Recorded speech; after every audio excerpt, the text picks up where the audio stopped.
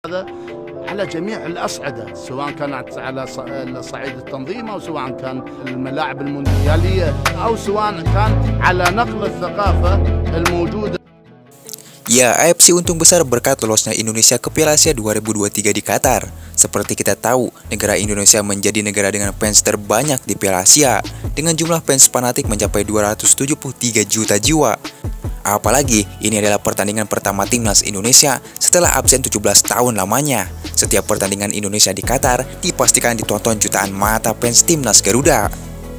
Ya, bahkan tiket laga pertama Indonesia versus Irak sudah ludes terjual. Dipastikan stadion yang dipakai di laga nanti akan memerah, dan tentu asuhan Sintayong akan merasakan seperti bermain di kandang sendiri.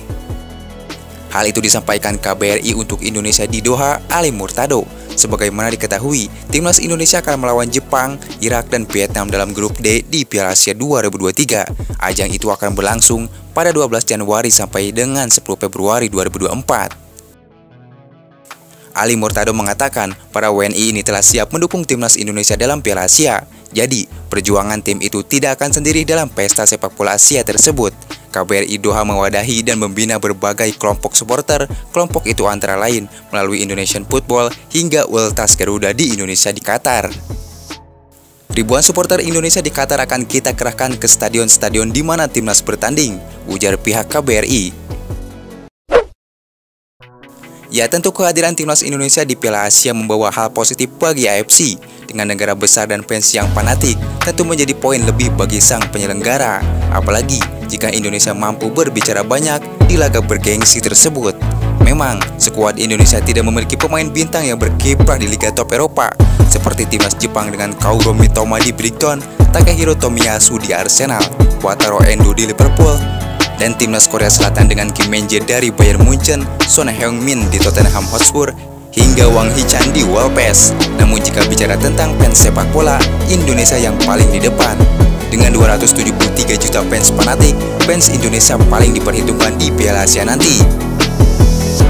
Ya, buktinya sejauh ini sudah terjual lebih dari 900.000 tiket, dan fans Indonesia salah satu pembeli terbanyak di Piala Asia Qatar.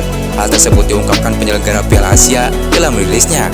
Selain fans dari sisi Qatar dan Indonesia, ada beberapa negara lain yang banyak membeli tiket pertandingan.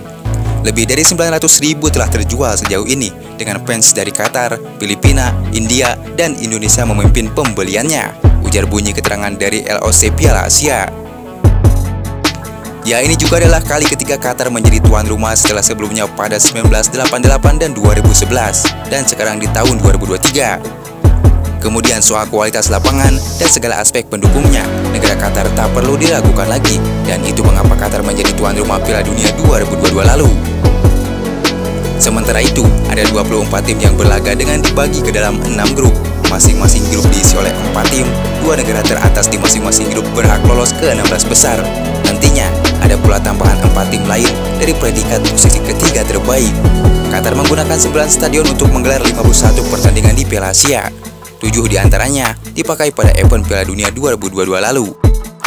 Tentu, mampukah Indonesia memberi kejutan setelah diremehkan sebagai ranking FIFA terendah dan skuad termuda di Piala Asia Qatar 2023?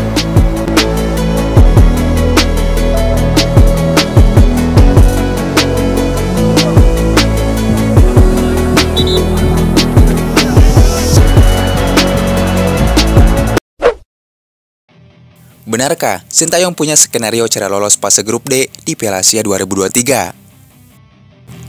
Ya, timnas Indonesia akan kembali berpartisipasi di Piala Asia 2023 setelah kurang lebih 17 tahun absen. Anak asuhan Sintayong pun langsung dihadapkan dengan ujian berat sejak fase grup. Pasukan Merah Putih tergabung di grup D bersama salah satu tim terbaik Asia, Jepang. Kemudian ada pula Irak yang merupakan juara Piala Asia 2007. Terakhir, musuh bebuyutan level Asia Tenggara, Vietnam, akan menjadi lawan Indonesia. Kendati demikian, Sintayong tetap mematok target lolos ke babak 16 besar. Ia berambisi menciptakan sejarah bagi Indonesia yang selama 4 kali bertarung di Piala Asia selalu gagal melaju dari fase grup. Melihat kekuatan tim di grup D dan calon lawan yang akan dijumpai di fase gugur, Sintayong realistis kalau Indonesia berada di grup neraka. Namun ia mengincar posisi peringkat ketiga terbaik demi terhindar dari lawan kuat agar timnya dapat melaju lebih jauh. Ya, skenarionya, pada laga pertama di Piala Asia, Indonesia akan bertemu Irak 15 Januari. Secara fakta kekuatan Irak berada di atas Indonesia. Buktinya, Indonesia dibobol 5-1 di markas Irak dalam tajuk FIFA Matchday. Namun Sintayong mempunyai peluang untuk bisa imbang melawan Irak nanti. Pasalnya, Indonesia versus Irak bakal digelar di Qatar. Tentu bisa dikatakan, Qatar adalah tempat netral untuk menghadapi Irak. Jadi asuhan Sintayong harus bermain imbang, syukur-syukur bisa mencuri 3 poin. Ya, di laga kedua, Indonesia akan menghadapi Vietnam tanggal 19 Januari. Bertemu musuh bebuyutan, Indonesia wajib menang melawan Vietnam. Tidak ada alasan apapun untuk kalah, Sintayong harus menang melawan Vietnam. Karena ini, satu-satunya lawan yang paling mudah di grup D. Dan tentu, Indonesia harus wajib mencuri poin dari Vietnam. Kemudian di laga ketiga, Indonesia akan bertemu Jepang tanggal 24 Januari. Kini bicara realistis saja, ketika melawan Jepang, Indonesia mustahil bisa imbang atau menang melawan Jepang. Sekelas Jerman, Turki, hingga Kanada babak belur ketika berjumpa timnas Samurai Biru. Jadi, minimal ketemu Jepang, Indonesia tidak dibobol habis karena kemasukan gol terlalu banyak juga bisa menjadi hitungan untuk berada di 3 terbaik. Termasuk kedisiplinan pemain juga masuk hitungan di Piala Asia seperti kartu merah dan kartu kuning. Dengan skenario tersebut, timnas Indonesia berpeluang lolos ke babak 16 besar sebagai peringkat 3 terbaik.